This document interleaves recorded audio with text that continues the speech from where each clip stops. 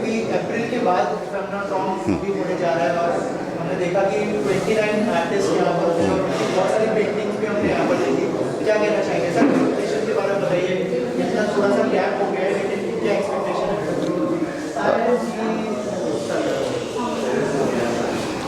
Art carnival की जो शुरुआत हुई थी पिछले साल, ये हमारा छठा आर्ट कार्निवल शो है।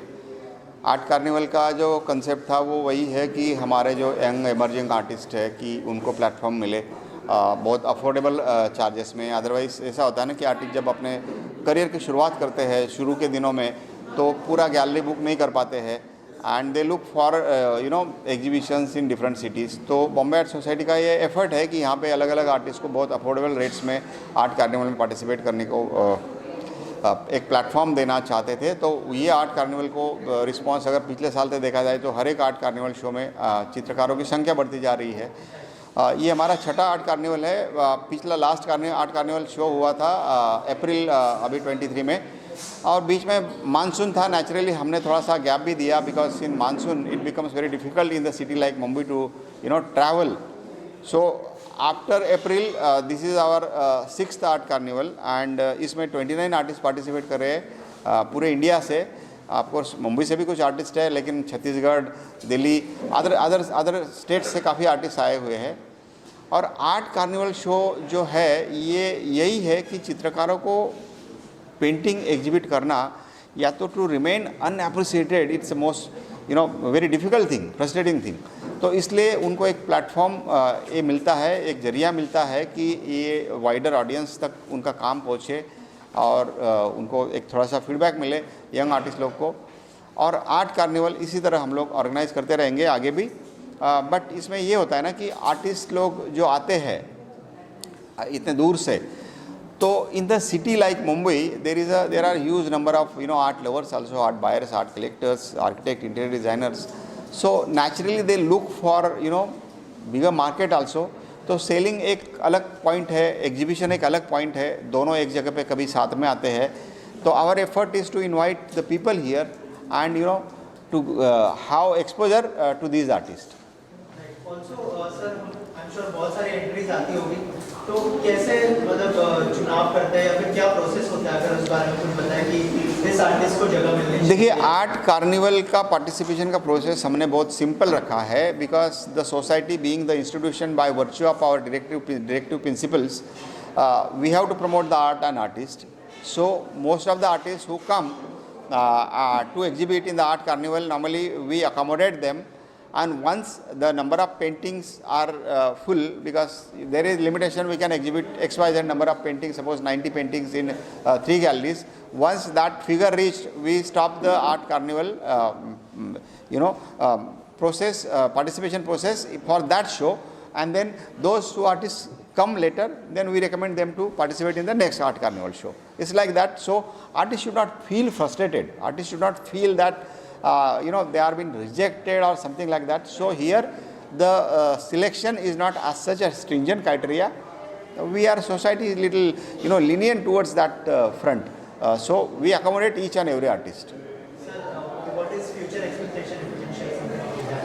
बस जिस तरीके से इतने आर्ट कार्निवल हो गए और ये भी हो रहा है, जो चित्रकार शिल्पकार यहाँ आ रहे हैं, इसी तरह से उनको हम लोग प्रेरणा देते रहेंगे आर्ट कार्निवल शोज़ के थ्रू। और अगला आर्ट कार्निवल हमारा इसी साल के एंड में होगा और artist can look forward for the participation. अप्रैल के बाद आप जो है सारे आर्टिस्ट अपने पेंटिंग्स को प्रेजेंट करें, क्या कहना चाहेंगे सर इसके बारे में? नहीं, सबसे पहले तो मैं बॉम्बे आर्ट सोसाइटी का ये जो आर्ट कार्निवल का जो प्रयास है, वो इनिशिएटिव जो लिया है अपकमिंग आर्टिस्ट के लिए बहुत ही अच्छा है। बॉम्बे आर्ट सोसाइटी पहले से ये करती आ रही है। बॉम्बे आर्ट सोसाइटी का एनुअल आर्ट एग्जीबिशन जो होता है वो विद्यार्थियों के लिए भी होता है, प्रोफेशनल लोगों के लिए भी होता है और अपकमिंग आर्टिस्ट लोगों के लिए भी होता है। तो ये बॉम्बे आर्ट सोसाइटी का ये इनिशिएटिव आज से नहीं है, तो बॉम्बे आर्ट सोसाइटी का ये इनिशिएटिव 125 साल पुराना है।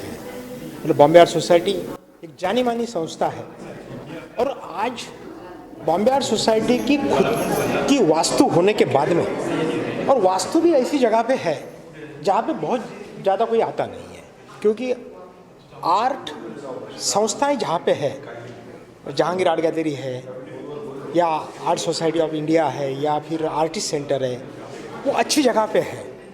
किसी को पता नहीं है कि बांद्रा में ऐसा कोई एक सेंटर है, लेकिन आज ये पता हो गया है।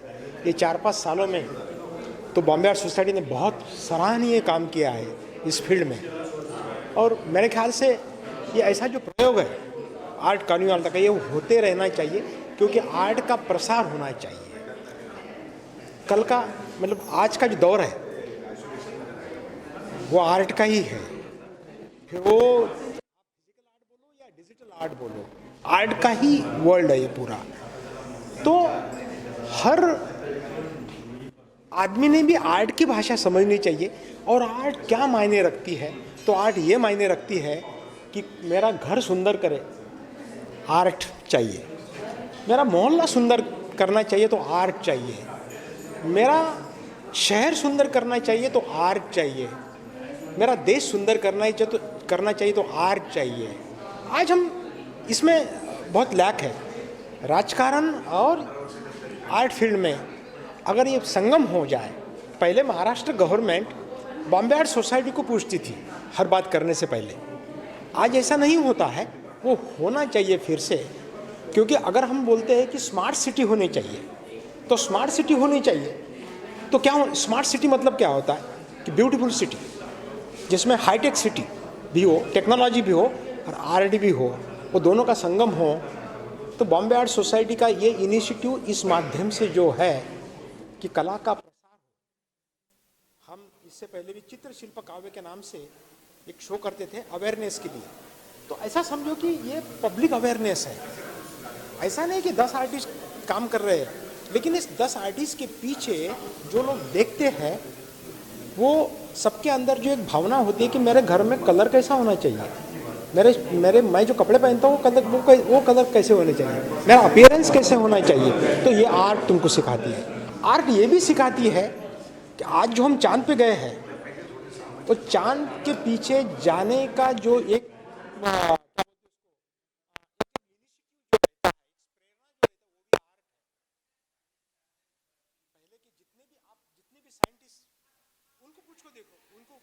पूछो, वो आपको यही बताएंगे कि उनके जहन में आर्ट है करके ही तो वो आज ये दुनिया से आगे जा रहे हैं।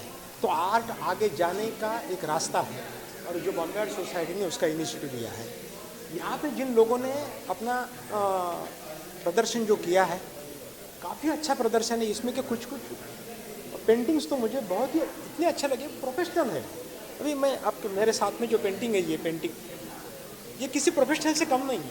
वहाँ पे जो पेंटिंग्स लगे हैं प्रोफेशनल से कम नहीं है। जो काम स्टिल लाइफ लगा है वो प्रोफेशनल से कुछ कम नहीं है।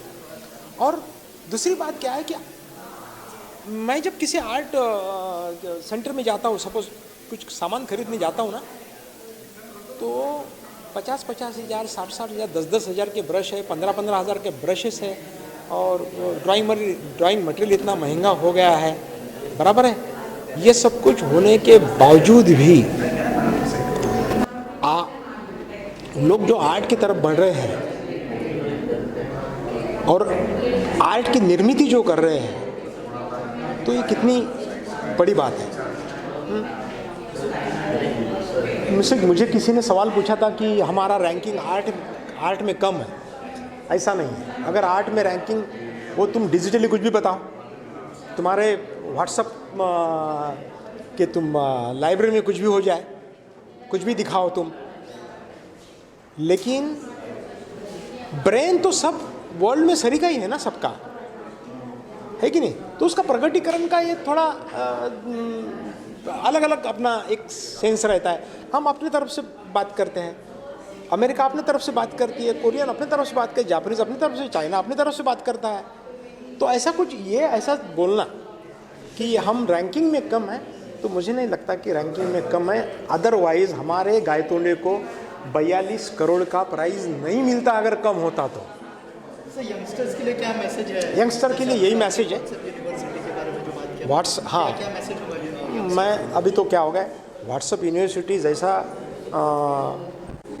भला बुरा बताती है, गलत बताती है, सही बताती है, लेकिन उसमें से क्या लेना है पॉजिटिव क्या है उसमें, वो तो बिल्कुल लेना चाहिए, एक बात। दूसरी बात, यंगस्टर के लिए आज आर्ट पूरे वर्ल्ड में एक स्टेज है, वो स्टेज क्रिएट किया है आर्ट ने। हम कहीं पे भी जाके काम कर सकते हैं पूरे वर्ल्ड में। तो जिनको भी आर्ट में इंटरेस्ट है वो आर्ट, इंजीनियरिंग और टेक्नोलॉजी ये सीखने की कोशिश करें और अपना, मैं कला का प्रसार नहीं बोल रहा हूँ, उसके ज़िंदगी का जीवन का रास्ता है, उसको जीना सिखाता भी है, उनको पैसा भी मिलेगा। क्योंकि ऐसा नहीं है कि आर्ट करने के बाद में पैसा नहीं मिलेगा, बहुत अच्छा इस फील्ड में अच्छा पैसा भी है, सेटिस्फैक्शन भी है। और जिसमें सेटिस्फैक्शन है, अगर मैं आर्टिस्ट हूँ तो उसको इमेजिनियर बनने की कोशिश करना चाहिए, नॉट इंजीनियर। तो एक बहुत अच्छा माध्यम है आर्ट। आप टेक्नोलॉजी को भी अडॉप्ट करो, आर्ट को भी अडॉप्ट करो। और मेरा तो यंगस्टर को यही बोलना है, जिनको आर्ट में इंटरेस्ट है उसमें मोशन का ख्याल रखना चाहिए, उसमें एक्टिंग का ख्याल रखना चाहिए, उसमें ड्राइंग का ख्याल रखना चाहिए, उसमें पेंटिंग का ख्याल रखना चाहिए, उसमें टेक्नोलॉजी का ख्याल रखना, सभी का ख्याल रखना चाहिए। तो आगे जाके उसको बहुत अच्छे चांसेस आर्ट फील्ड में है। एनिमेशन है, AR है, ऑगमेंटेड रियलिटी है, वर्चुअल रियलिटी है, 2D है, 3D है, 4D है, 9D तक है। तो पूरा जो मीडियम है आर्ट का, वो उनके लिए अभी दरवाजे ओपन है। तो अपने दरवाजे को ओपन करो, अपने दिमाग के दरवाजे को ओपन करो, सब कुछ मिल जाएगा, यही मेरा कहना है। आज के फेस्टिवल के बारे में और जो आपने पेंटिंग्स प्रेजेंट किए उसके बारे में कुछ बताएं। जी नमस्ते, मैं चैताली, मैं बिलासपुर छत्तीसगढ़ से हूँ। मुझे बहुत अच्छा लग रहा है कि बॉम्बे आर्ट सोसाइटी में मुझे फाइनली मुंबई में अपनी पेंटिंग्स एग्जिबिट करने का मौका मिला। और हम जो छोटे शहरों से होते हैं, हमें इतनी बड़े शहर में इतनी अच्छी जगह में मौका बहुत ही कॉस्टली मिलता है, तो इन्होंने ये हमारे लिए अफोर्डेबल रखा। तो मुझे बहुत अच्छा लग रहा है कि फाइनली मेरे आर्टवर्क्स जो डिज़र्व करते हैं यहाँ तक आना, उनको फाइनली ये प्लेटफॉर्म मिल रहा है। और मैं छत्तीसगढ़ से हूँ, ये रामनामी समाज है छत्तीसगढ़ का, और मुझे बहुत अच्छा लग रहा है कि मैं इन्हें यहाँ प्रदर्शित कर पा रही हूँ। Thank you. Thank you. Painting present किए उसके बारे में कुछ बताइए, और जो बॉम्बे आर्ट सोसाइटी ने जो मौका दिया है। I think it's a very good platform for emerging artists because इस हद पे it is like for emerging artists ऐसा इतना बड़ा platform मिलना बहुत मुश्किल है, and it's a very good initiative I feel. Thank you. way to go and really happy। यहाँ पे ये मेरा actually first experience है for an exhibition, so I'm very happy that I'm here and I'm very happy that Bombay Art Society से मेरा शुरू हो रहा है।